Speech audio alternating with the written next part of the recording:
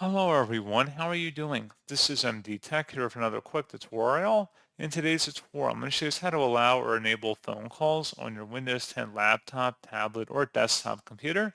So this should hopefully be a pretty straightforward process, guys. And without further ado, let's go ahead and jump straight into it. So all you have to do is open up the search menu and you want to type in settings. Best result, you go back with settings. Go ahead and open that up. And now you want to go down and select the privacy tile. And now on the left side underneath app permissions, you want to select where it says phone calls. On the right side now, where it says allow apps to make phone calls, make sure that's toggled to the right. And phone call access should be enabled, so make sure that's turned on as well. And that's all you have to do. So pretty straightforward process, guys. And as always, thank you for watching. I do hope that was able to help you out, and I do look forward to catching you all in the next tutorial. Goodbye.